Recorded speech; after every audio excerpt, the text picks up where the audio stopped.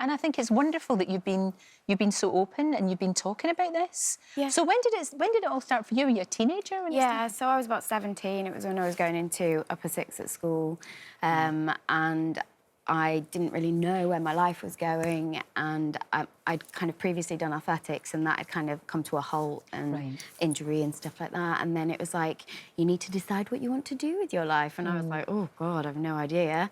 And I guess the kind of overwhelming sort of worry over that was I started to get really depressed, and I quite drastically lost weight.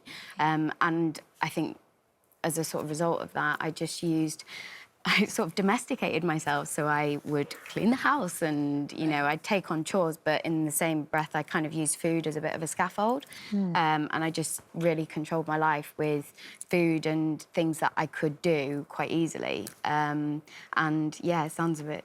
No, it doesn't, because you absolutely said it there, control. Yeah. It was about having control. Yeah. And that, an awful lot of people who have eating disorders, it's about that, isn't it? Yeah. It's not so much about not having food.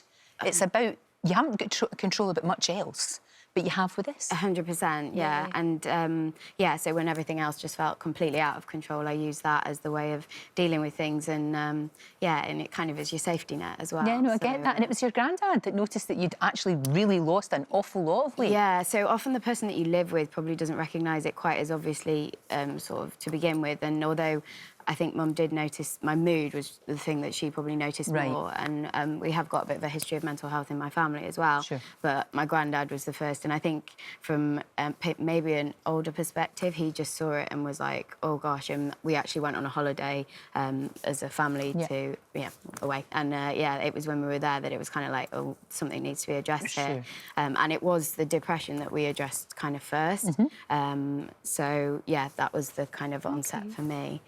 And what is the term that is used to... Because it's a sort of almost like an umbrella term. Yeah, so what I've kind of ended up dealing with, and this has been a journey for me for about... It's been, like I said, since I was 17, so over 10 years. But it's now sort of categorised as OSFED. So it kind of basically categorises people that don't fit into one of the three specific eating disorders, anorexia, bulimia or binge eating. And essentially I guess I covered all three in some respect. So...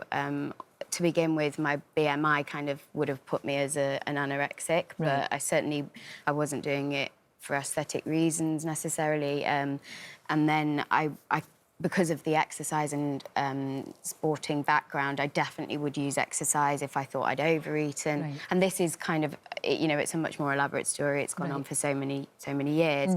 And then I did also sort of binge at times as well, and that was one of the most lonely things ever. You know, you'd always do it in secret, and you just felt like such a freak a lot of the time for doing it. And nobody talked about it for such a long time, though. That was the thing, Steph. Nobody really did. I remember when Princess Diana talked about it way back, you know, in the 90s. She talked about it, and it was a revelation, because all of a sudden, everybody that suffers from that, and loads of people do, loads of, you know, young women and young men, and people of all ages, suddenly felt that they could talk about it. And this is what's so good about you today, being so open and talking about it, because you were told not to, weren't you? Yeah, and I think, I mean, if I'm going to be honest, I think those people that did sort of tell me not to, it was really protecting me. They thought that maybe it would make me more vulnerable with the problem, and I do always say I'm a work in progress. You know, I think we all are, but I know what you mean. I do know what you mean, absolutely. And so yeah, I think there was a level of protection coming from them, but I just think it's so important to be authentic, and in the same breath, I didn't go on to Bake Off with any ambition to be the next celebrity, but I just, given the platform I was given, I just was so desperate to try and help other people out there, and if I can help one person, then I... Well, you will have already. I mean, we've had a huge response already, which is fantastic. It really, really is. And it just shows you that if we talk about these things, because obviously you've got to get help right away, because there are side effects. I mean, you were diagnosed with osteoporosis, for example, when you were, what, 21, I believe? Yeah. That's so young to have that disease. And the only reason I found out as well was because I'd done sport, and I was running a lot at the time, I got an injury, and I went to my podiatrist, and he was like, I think we need to get an X-ray, and it turned out there was a fracture, which then led to a DEXA scan, and that was the way it kind of was all diagnosed. So for people that maybe are not in that kind of area, i.e. they don't get an injury or something that kind of highlights it, right. you might not even recognise it until it's too late. I mean, you can kind of improve your bone health up to the age of 30, I think. So you've been working on that as well? Yeah, exactly, yeah. Too. And it's all, the other thing is hormone health as well. So my oestrogen was particularly low, and that was another thing that was really, that's the other thing that is to do with bone health and whatever. So, but you can address all of that. That's you the can, great yeah, thing, that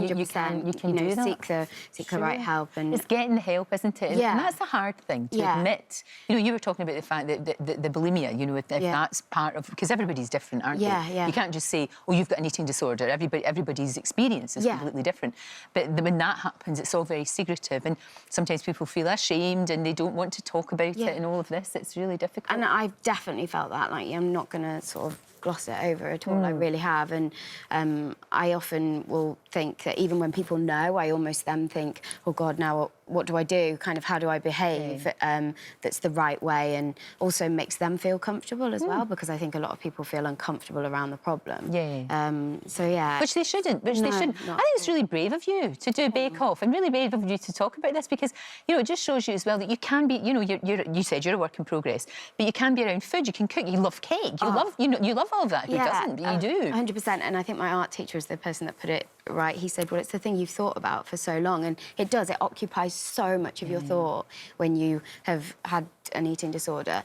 And so I probably know it better than most of you. Yeah, I guess. But I thoroughly enjoy it as well. Like, I can absolutely, you know, savour, you know, cake and, well, particularly bread. I love a bit of bread. Well, that's good. That's good. See how far you've come. Exactly. Which is fantastic. And I know your mum has helped you a lot as well. You've got this great bond. 100%. Which is really good. My lifeline, so I couldn't have done it without her, and I've been so fortunate with that as well.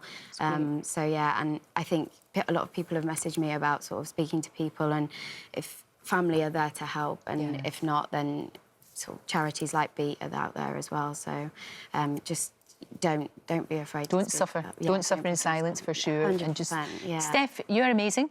Thank you for coming on. Great to see you. Really good to see you. Good luck with everything you do. And like I say, already they're telling me we've got such a big response. So thank you. Thank you. It's great. Thank you.